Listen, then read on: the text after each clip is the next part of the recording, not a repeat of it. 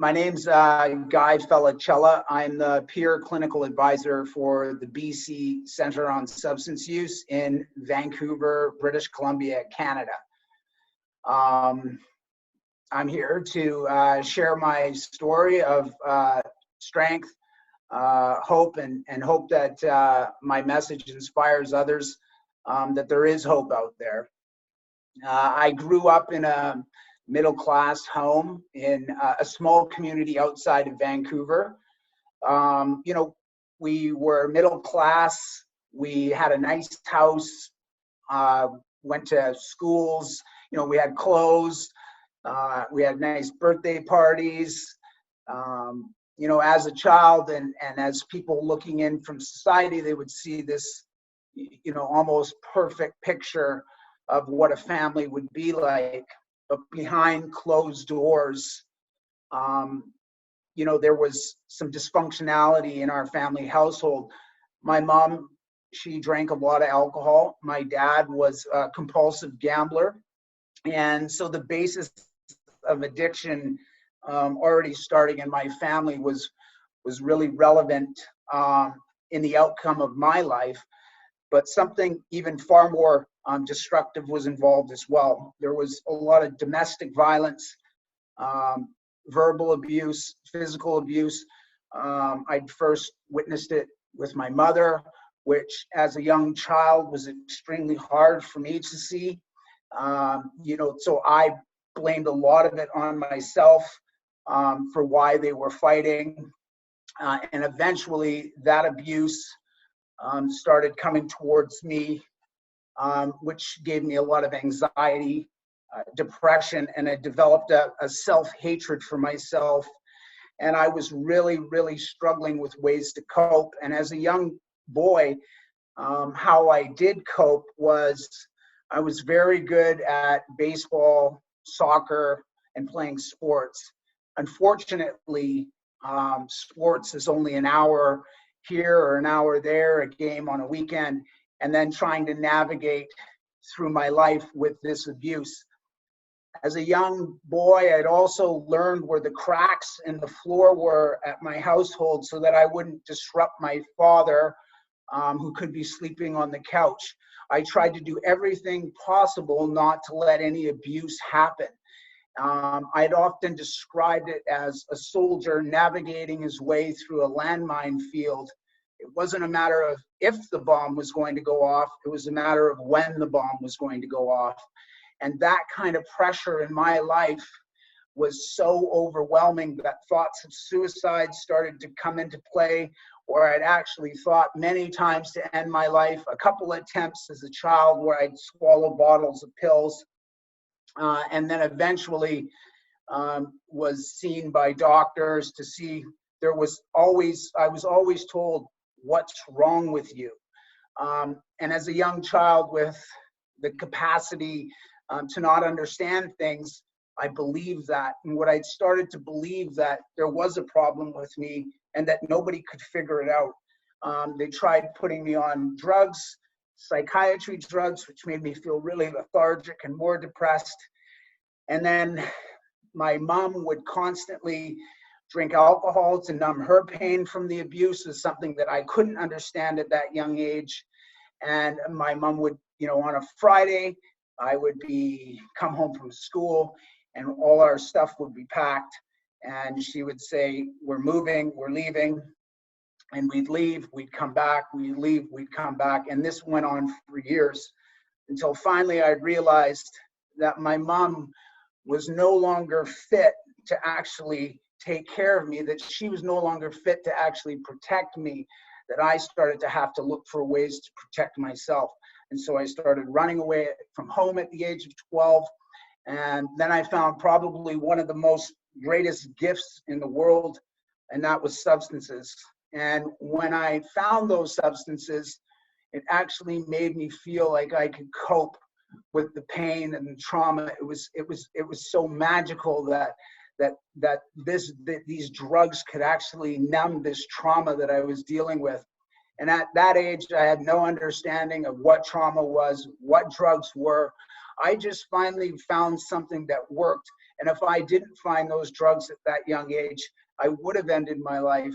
The unfortunate thing that started to unravel in my life is that, obviously, being that young, running away from home, being street entrenched, homelessness, and starting to venture into an area in Vancouver, which was the downtown east side of Vancouver, Canada, which is, you know, a place stricken with poverty and marginalized people. And I started to feel like I belonged there. It was a connection of something like that I described to people as inside I had this brokenness. And what I witnessed through other people is I could tell that other people were struggling with their same brokenness. We didn't talk about the brokenness, but it was a way that I felt that people related and that people were trying to do the same thing that I was trying to do. Run away from the pain and try to find some healing. And at the age being so young, I was constantly brought back to the violence from the police. I would tell the police, they would tell me that there's no place for me, that I would have to go back, and I would constantly be put in harm's way. I couldn't reach out for help because I found it very hard to trust the system because it was working against me so much. And what I'd witnessed when my mom would go over to shelters and we'd be with her, I always felt so ashamed inside that I was causing all of this. And eventually I started breaking the law. And when I started breaking the law, then the police then became, you know, more involved in my life to some extent, where I was made a temporary ward of the court, witnessing my mom walk into the courtroom to say that they no longer wanted me at the household. And so the courts would now decide where I was going to live. I was incarcerated at a very young age of 14 under an old Juvenile Detention Act, which meant that there was people that were 18 or phased out. So it wasn't just for young youth. It was all the way from 14 to 18, which meant that there was a lot older people involved. And I remember the first time I walked into prison, I was fearful, very scared, and very hurt. And the only thing I could keep thinking about was what my mom said in court about me, which really had a huge impact on my life at that time. And once I'd left the institution that I was at, I became this kind of run of the mill where I would be in group home to group home, foster home to foster home, school to school, with no stability in my life. And constantly through those years getting involved with more substances and more substances, stronger substances, more powerful substances, getting involved in gang activity, being an associate with other gang members. My life took a turn dramatically for the worse. And it wasn't so much that it was the drugs causing the problem. The problem was the trauma that I was dealing with. Just, it was so painful. And all I needed to do was just numb that pain. And eventually found myself from 1983 to approximately 1993, I was in and out of the downtown east side of Vancouver. And from 1993 to 2013, I was homeless and literally consumed by addiction in a 2-block radius, where I stayed for over 2 decades struggling with drug use, poverty, you know. And at that time in my life, there was no harm reduction that existed when I had gotten into the downtown east side.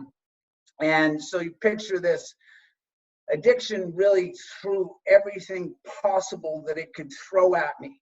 I've been through the first public health emergency, dueling public health emergencies, which was HIV and the overdose crisis in the 90s in the downtown east side of Vancouver, where 1 in 4 people were infected with HIV. I'd survived that overdose crisis. I'd survived 5 osteomyelitis bone infections. These are life-threatening infections that can end your life. And one was in my back, where I actually had to learn again how to walk. I'd survived 6 overdoses. all of which somebody was there to bring me back to life. And I described it on my last overdose in the downtown east side at the supervised consumption site. When I came to, I was gone for about 10 minutes. The nurse was crying, and I woke up and I pulled the tube out of my throat. And I said, "Why are you crying?" And she said, "Guy, because I care." And at that moment, I broke down. I started crying. I felt overwhelmed. I felt this immense sadness of how my life had become. And it was that, not just that moment, it was many moments, but I'd finally understood that two things were going to happen, is that I was either going to die in my addiction or I was going to die trying to get out. And for me, you know, the drugs that were such a beautiful thing in my life that started off, is that the drugs really started doing me until I got to a point where I just needed some stability in my life. I went and saw some medical practitioner. They put me on a substitution from the toxic street supply that I was using. And I described it as this too. I never overdosed in 20 years on heroin. And when fentanyl hit the streets in 2012 in Vancouver, I overdosed 6 times within 9 months. And that in itself takes so much mentally and physically out of a person's body to actually come back from that. And not only to come back from that, but then to come back and now face the demons of the past, which is just so astronomically challenging for somebody to break free from. And for me, in the end, I was given this opiate agonist treatment, which meant that it would take away the craving so that I wouldn't be so hell-bent on using these street substances that were trying to end my life. I found myself a transitional recovery program outside of the area that I'd lived in for 20 years. And if you ask somebody in their community to uproot themselves and move, you know, how challenging is that? I left with one set of clothes on my back, pair of sandals, and I went to this transition house, fearful, not knowing what the future would look like, but more scared because I'd never lived my life exposed to the trauma that was about to endure in my life again. And so I found a counselor. I went to an outpatient program for a year, and I went there 5 days a week, and I spoke to a counselor twice a week for a year straight. That counselor helped me manage to look at the trauma in a way to understand that it wasn't my fault, and that what I was doing is that I was trying to numb the pain from my past. And eventually, I started to understand that the lies that I had believed for so long weren't true. It wasn't because of me. It was because of a set of circumstances beyond my control. And yes, you know, a lot of people believe that substance use is a choice. Well, I did make the choice at 12 years old to use substances, but I didn't make the choice to go through the struggles of trauma and endure the abuse that I was going to endure as a young child. And I never made the choice to become addicted. And I never made the choice to to have to be brought back to life from a drug overdose. And as I'd eventually started to rebuild and repair my life, something magical happened. I met the most beautiful woman in my life. We got married. We have 3 beautiful children, Noah, Gia, and Leo, all under 6. Leo was just born about a month ago. After struggling for so long, that to break free from that, and I credit it to 2 things. If harm reduction didn't exist, then I wouldn't exist. And I also, if recovery didn't exist, I wouldn't live the life that I have today. And it's really the most powerful thing is that each of us have to understand that we have to find our path. This is an individualized thing. It's not something that, that one set works for everybody. We need multiple pathways, and we need to understand that our approach to get people into recovery or to start recovering from their trauma is often overlooked by the substance use. We look at the action of addiction and its full force, but we don't understand that behind that is the scars of trauma. And my wife said that to me, that when she saw me and met me, she said, behind the scars of addiction that this man has, I could see his heart, and I was attracted to his heart. And I think if more of us in society could look at people are struggling, and it's more about support instead of punishment and enforcement. This enforcement thing has just made it extremely worse. And if this is truly a chronic relapsing condition and a health condition, then why are we punishing and criminalizing people who are struggling with addiction and substances? It doesn't make any sense. And in order for us to move forward in this world, we have to understand people are going to choose their path, and we need to have those options available for those paths. And right now, throughout not only Canada, North America, and the world, we don't have that. And until we, as a society, start to look at a safer, regulated drug supply to replace the toxic street supply, would mean not only safer communities for everyone, but it would also transform lives. And for me to have that kind of support, eventually, I stopped using my substance, my opioid replacement therapy, because I had built this life around me where I felt confident enough that I didn't need it anymore. And boy, oh boy, it's been 8 years. I have a tremendous life. It's far better than the life that I had. I also want to let you know that when you go into recovery or anything, you're still going to have challenges and you're still going to have problems. Recovery isn't all this rainbows and butterflies. But the great thing about it is this is a lot easier for me than it was, because the punishment of being homeless for 20 years, addicted to these substances, and also bad drug policy really punished me to the point where my body, I'm very lucky to have not only survived, but to live the life that I have today.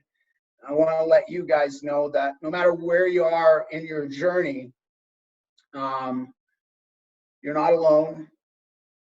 And there are people that care and want to support you. We just have to get more people on board to do that. And so reach out. And if you ever need someone to talk to, you can follow me on Twitter, my website, you can reach out. I hope this inspires you, and I hope this message gave you hope. And I hope together, and I always say this, if we all work together, change can happen and will happen. Thanks for listening.